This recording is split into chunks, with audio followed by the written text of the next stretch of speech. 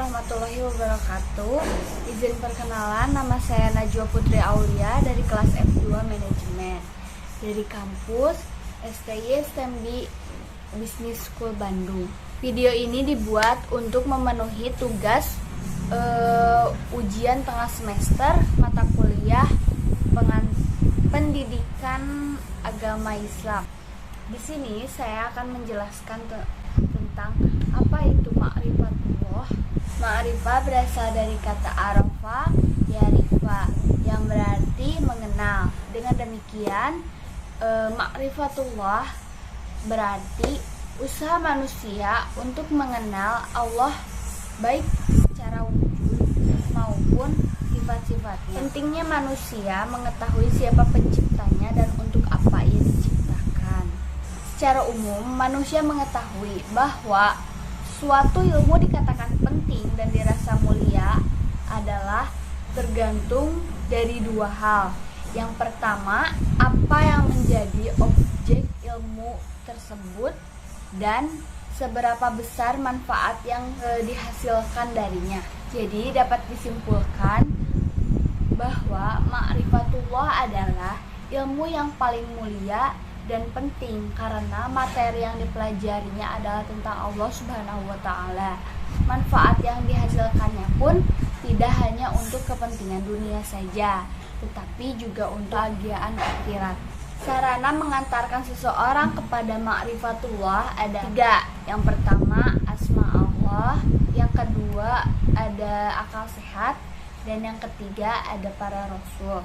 Penghalang dalam ma'rifatullah adalah al-kubro, sombong, al-zulmu, zolim, al-kazibu, dusta, al-kufru, ingkar.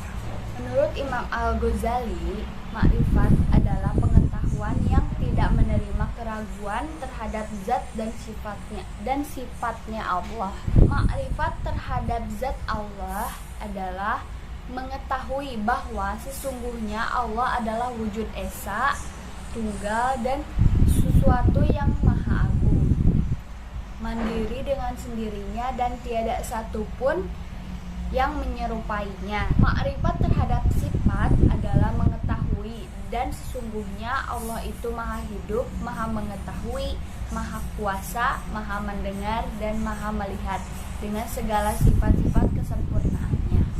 Al-Ghazali memberi kesimpulan bahwa makrifat adalah mengetahui akan rahasia-rahasia Allah dan mengetahui peraturan-peraturan Tuhan tentang segala yang ada.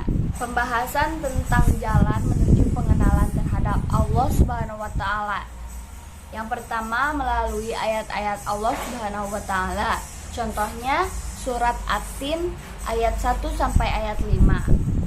Pada ayat tersebut Allah menjelaskan bahwa Allah menciptakan seseorang dengan sebaik-baiknya, dan ketika mereka melakukan suatu kesalahan atau melanggar peraturan Allah, maka akan ditempatkan di tempat yang serendah-rendahnya, yaitu neraka, dan begitu sebaliknya. Al-Nawawi Ma'rifatullah atau melalui metode Islam, salah satunya Quran surat At-Talaq ayat 10. Ayat ini menjelaskan bahwa Allah akan memberikan azab bagi mereka yang selalu melanggar peraturannya. Al-Fisku atau kefasikan adalah orang yang senantiasa melanggar perintah dan larangan Allah, bergelimang dengan kemaksiatan, serta senantiasa berbuat kerusakan di bumi.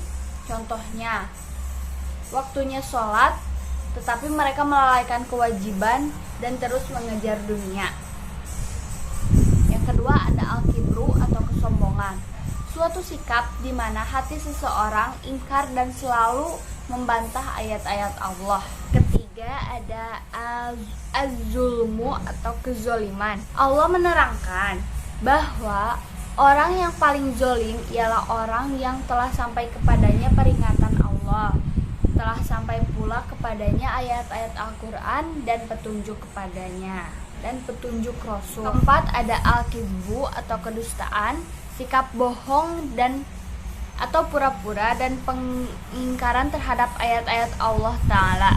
Maradu asyubhah Ada beberapa macam. Yang pertama ada al-jahlu atau kejahilan, yang artinya tidak mau memikirkan ayat-ayat Allah Ta'ala, baik ayat-ayat kauliyah yang tersurat dalam Al-Quran maupun kauniyah yang tersirat di alam semesta. Dan yang kedua ada al-istiyab atau keraguan-raguan. Hal ini disebabkan karena sedikitnya ilmu dan makrifah atau pemahaman. Yang ketiga ada al-inhiraf atau penyimpangan. Dan yang keempat ada al-ghaflah atau kelalaian. Dalam poin pertama disebutkan bahwa jika manusia tidak menggunakan potensi dirinya untuk memahami ayat-ayat Allah, maka mereka akan terhalang dalam mengenalnya. Sekian dari saya, mohon maaf bila ada kesalahan maupun sengaja atau tidak disengaja. Wassalamualaikum warahmatullahi wabarakatuh.